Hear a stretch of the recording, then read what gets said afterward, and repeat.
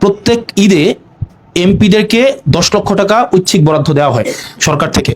তো এই টাকাটা এমপি যিনি থাকবেন, স্থানীয় সংসদ সদস্য যিনি থাকবেন, উনি এটা ওনার মতো করে খরচ করতে পারেন। উনি এটা প্রয়োজনে কিছু কিনে দিতে পারেন।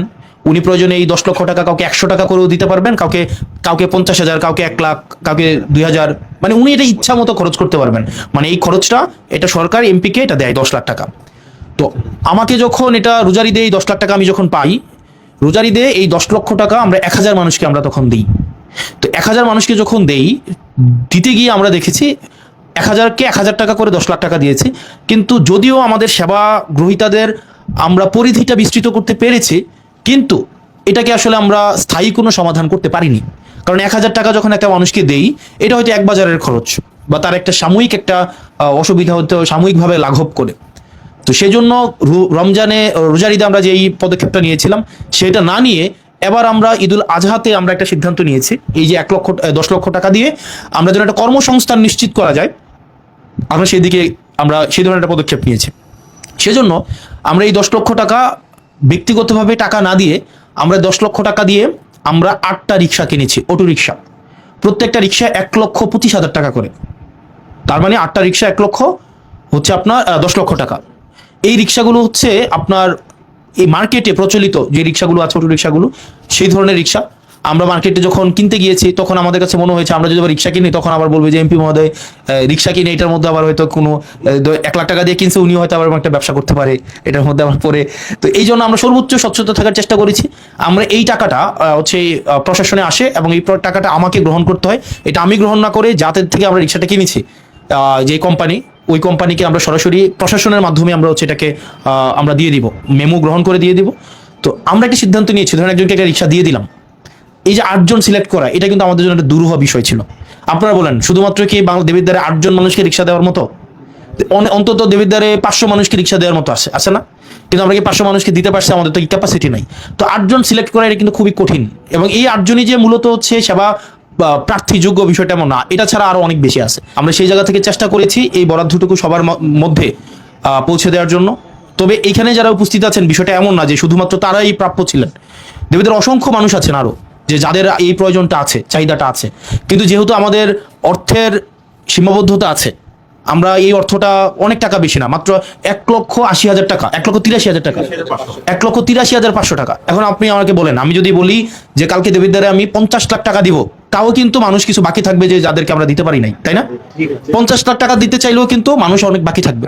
তো সেই জায়গা থেকে 1,83,000 টাকা বলেন আর কয়টা মানুষকে দেওয়া যায়? তো আমরা আমাদের জায়গা থেকে প্রয়োজনের ভিত্তিতে আপনাদেরকে আপনারা হয়তো আমাদের কাছে পৌঁছাইতে পারছেন, এই কারণে আমরা আপনাদের কাছে গেছি। এবং অনেক গ্রামে আমরা যখন গেছি তখন আমার সাথে দেখা হয়েছে, তখন আপনারা আমাকে বলছেন আপনাদের নাম এনআইডি কার্ড আছে। যাদেরকে আমরা দিতে পারছি তাদের থেকে যাদেরকে আমরা দিতে পারি নাই তাদের সংখ্যাটা আরো অনেক অনেক বেশি, এবং এটা আমাদের সীমাবদ্ধতা। আমরা আমাদের জায়গা থেকে চেষ্টা করব তাদেরকে, যারা পায় নাই তাদেরকে অন্য আবার বিভিন্ন বিভিন্ন প্রজেক্টে, বিভিন্ন ইভেন্টে আবার ইনক্লুড করে, যাতে সবাই যারা হচ্ছে আমরা আমাদের মতো যারা এই প্রান্তিক জনপদে আমরা যারা বিলং করি তাদের সবাইকে যেন আমরা হচ্ছে এই সরকারের বিভিন্ন কার্যক্রমগুলোতে যেন আমরা সংযুক্ত করতে পারি। কিন্তু এর মাঝখানেও 8 জনকে আমাকে নিতে হয়েছে, 8 জন বলে 8 জনকে নিতে হয়েছে, 10 জন বলে 10 জন নিতাম। এখন পরবর্তী তার একটা চিন্তা আসলো, এই রিক্সাটা যদি আমি দিয়ে দিই, বেশিরভাগ ক্ষেত্রে এরকম হয়েছে অনেক সময় রিক্সা বিক্রি করে দেওয়ার একটা প্রবণতা থাকে, বা রিক্সা নিজে না চালিয়ে দেখা যায় রিক্সা ভাড়া দিয়ে দেয়, এই ধরনের একটা প্রবণতা থাকে। তো সেজন্য আমরা একটা সিদ্ধান্ত নিয়েছি, এই রিক্সাটাকে ওনাকে আমরা দান অনুদানে হিসাবে দিচ্ছি না, আমরা রিক্সাটাকে ওনাকে ঋণ হিসাবে দিচ্ছি। একটা রিক্সার দাম 1,25,000 টাকা, উনি প্রত্যেক দিন আমাকে 100 টাকা করে ফেরত দিবেন। তার মানে 8টা রিক্সা আমাকে প্রত্যেক দিন কয় টাকা ফেরত দিবেন? 800 টাকা। বছর মাসে কত টাকা? 24,000 টাকা। এই 24,000 টাকা দিয়ে আমি কিন্তু আবার এই প্রত্যেক মাসে কিছু নারীকে এই টাকাটা কিন্তু আমি দিতে পারি, বা যারা সেবা প্রার্থী আছেন বিভিন্ন, তাদের কিন্তু আমি দিতে পারি। তো একটা লোক যখন 100 টাকা করে প্রত্যেকদিন আমাকে ফেরত দিচ্ছেন, উনি যদি 40 মাস আমাকে ফেরত দেন, তার মানে উনি আমাকে 1,20,000 টাকা ফেরত দিবেন রিক্সার। আর প্রত্যেক 40 মাসে আমি কিন্তু কয় টাকা করে পাচ্ছি? 24,000 টাকা করে পাচ্ছি।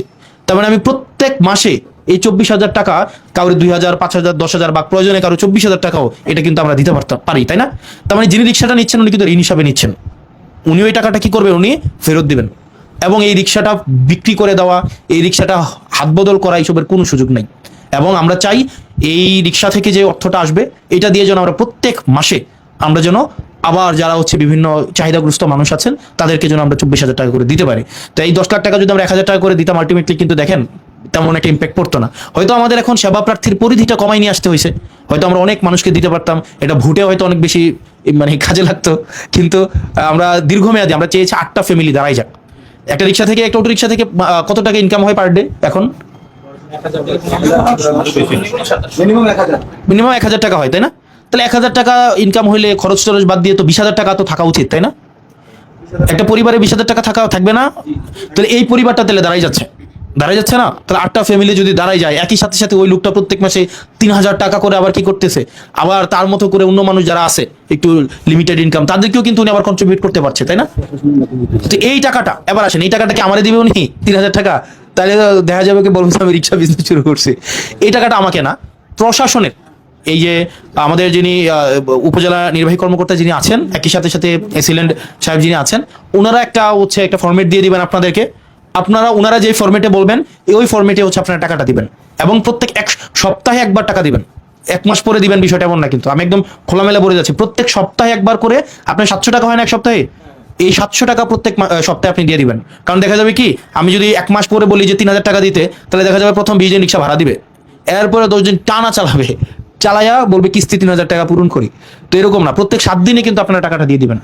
তো এটা দিলে আমরা আশা করি এই প্রজেক্টটা যদি আমাদের সাকসেসফুল হয়, এই ধরনের আরো প্রজেক্ট আমরা নিব, যাতে করে আপনাদের জন্য সরকার যেই ধরনের ব্যবস্থা রেখেছে, সহায়তা যেগুলো রেখেছে, যেন এগুলো মানুষ পায়, সেই ব্যবস্থা আমরা করব।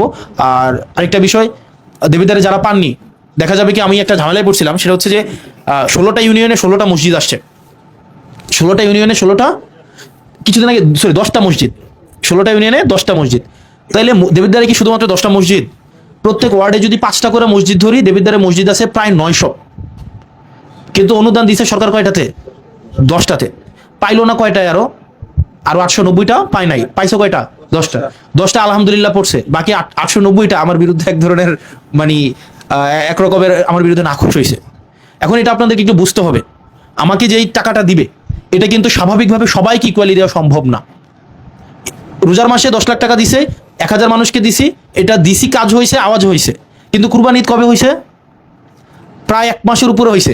কুরবানি ঈদের যে 10 লাখ টাকা এখনো পর্যন্ত দেই নাই, এটা নিয়ে কিন্তু কেউ প্রশ্ন করে নাই। তো দেখলাম যে দিলে গালাগালি খাওয়া লাগে, আর না দিয়ে যদি খাইয়ে ফেলে, এটা কিন্তু মানুষ জানেও না।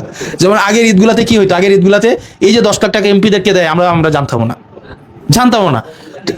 তো অনেক কিছুই মানে আমরা জানতাম না। তো সেই জন্য আপনারা আমাদেরকে একটু কোঅপারেট করেন। আবার আমরা আমাদের জায়গা থেকে আমাদের ভুল থাকবে।